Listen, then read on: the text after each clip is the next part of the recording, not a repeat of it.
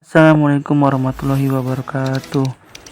Alhamdulillahirrahmanirrahim, senang sekali kita bertemu kembali bersama saya di channel Arif 29. Gimana nih semua kabarnya?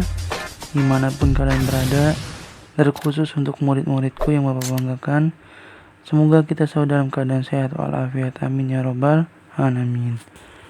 Ya, kita akan meneruskan materi sebelumnya pada waktu pekan lalu tentang adat istiadat masyarakat Arab pra-Islam dan kondisi kepercayaan masyarakat Arab pra-Islam. Hari ini kita akan teruskan, yaitu kondisi alam Jazirah Arab dan kondisi sosial masyarakat Arab.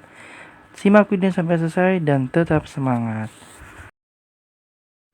Arab menurut Nuldek artinya Sahara atau gurun pasir. Sementara menurut Muhammad Hashim At-Hiya, Arab adalah rihla atau kembara. Jazirah Arab terdapat batasan-batasan. Di sebelah utara terdapat gurun Syam, sebelah selatan terdapat Samudra Hindia, di sebelah timur terdapat Teluk Persia, dan sebelah barat terdapat Laut Merah. Jazirah Arab pada bagian tengah. Yang pertama berupa pegunungan, tanahnya tandus. Yang kedua, mata pencariannya berternak dan pengembala, yaitu unta dan biri-biri. Pada bagian selatannya tidak berpenduduk atau tempatnya sepi. Dan yang keempat, penduduknya nomaden atau suku Baduy.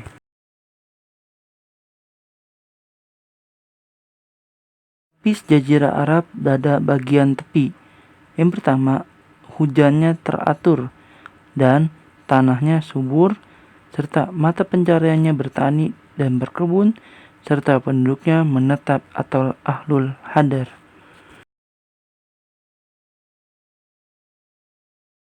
Kita ketahui bahwa di negeri Jazirah Arab terdapat berbagai macam kerajaan-kerajaan. Kalian bisa lihat di antara sebelah kirinya dan sebelah kanannya sesuai dengan nomornya. Yang pertama, ada kerajaan Yaman. Yang kedua, ada kerajaan Hindah pada 480 sampai 529 Masehi. Yang ketiga, ada kerajaan Ma'in. Yang keempat, ada kerajaan Qotban pada tahun 1200 sebelum Masehi sampai 700 sebelum Masehi. Yang kelima, kerajaan Saba pada tahun 955 sebelum Masehi sampai 115 Masehi. Yang keenam, kerajaan Himyar. Yang ketujuh, kerajaan Hirah pada tahun 111 Masehi. Yang ke-8, kerajaan Gosan. Dan yang terakhir adalah kerajaan Hijaz, yang dimana terdapat kota Mekah dan Madinah.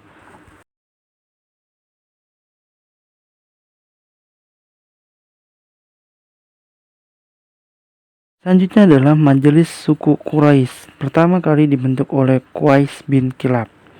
Di antaranya ada Sikoh, yang artinya penyedia air minum jamaah haji. Yang kedua, Rifada, yaitu penyedia makanan jamaah haji. Yang ketiga, Hijabah atau Sidana, pemegang kunci dan keamanan Ka'bah. Yang keempat, Nadwa, yaitu pembuat undang-undang politik. Yang kelima, Qoyadah, yaitu penanggung jawab keamanan negeri. Yang keenam, Liwa, yaitu pemegang bendera pemerintahan dan perang.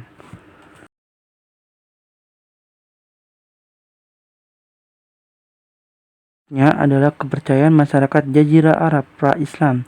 Di antaranya, yang pertama, agama Hanafiyah atau Tauhid, yaitu pengikutnya ajaran Nabi Ibrahim alaihissalam. Di antaranya adalah Waraqah bin Nawfal dan Umayyah bin Sa'ad. Selanjutnya adalah agama Nasrani atau Kristen. Ini berawal hubungan perniagaan bangsa Arab dengan Syam yang menganut agama Nasrani, yaitu juga upaya Bizantium untuk menguasai Jazirah Arab. Agama selanjutnya yaitu Yahudi. Ini dibawa oleh imigran Yahudi, terus membentuk komunitas di Yathrib, Taima, Fadak, dan Wadi Al-Qura. Agama selanjutnya adalah Sobiin, penyembah binatang atau matahari, yaitu dianut masyarakat Syam dan Yaman. Selanjutnya adalah agama Majusi, yaitu penyembah api. Nah, ini akibat pengaruh dari Persia, wilayahnya timur di Jazirah Arab, yaitu negara Oman, Bahrain, dan Yamamah. Selanjutnya adalah Watsani atau kaum pangan, yaitu ini para penyembah berhala.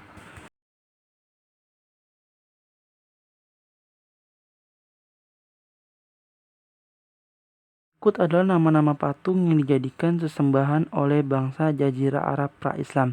Yang pertama adalah patung Hubal. Ini terbuat dari batu akik merah diletakkan di sekitar Ka'bah. Yang kedua adalah Manat. Manat itu terbuat dari batu berupa sesosok wanita. Terletak di Musya'alal, tepi Laut Merah dekat Kudait, rute antara Makkah ke Yasrib.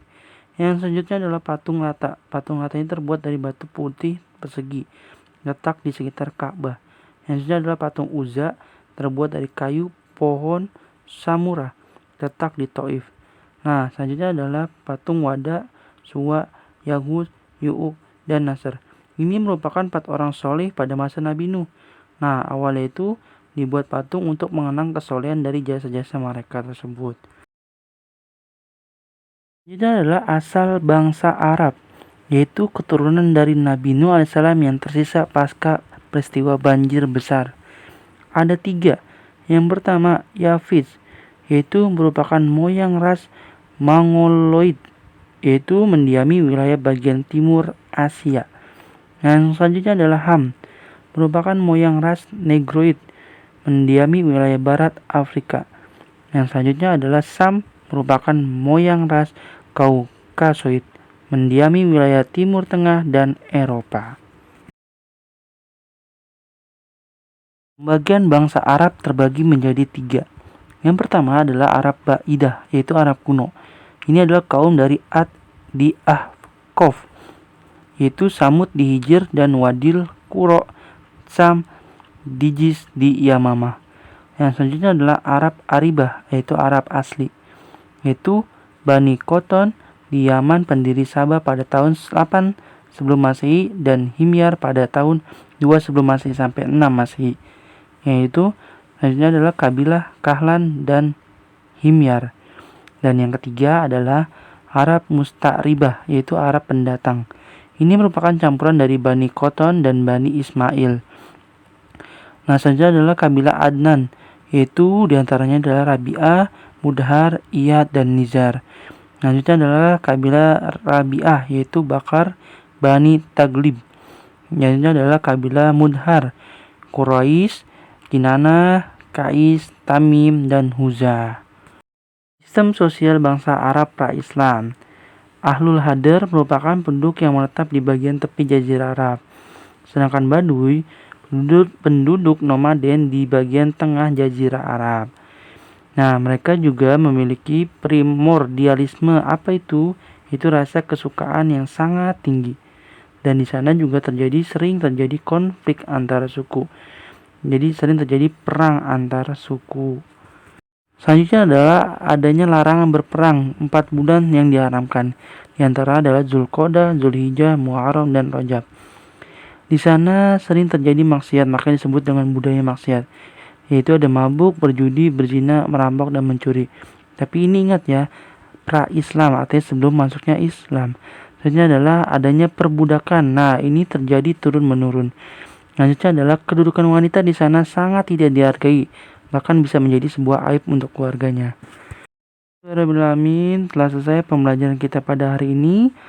Semoga kalian dapat mengerti dan dapat memahaminya dengan baik. Dan sampai bertemu di lain waktu. Tetap jaga kesehatan. Bapak akhiri, wassalamualaikum warahmatullahi wabarakatuh.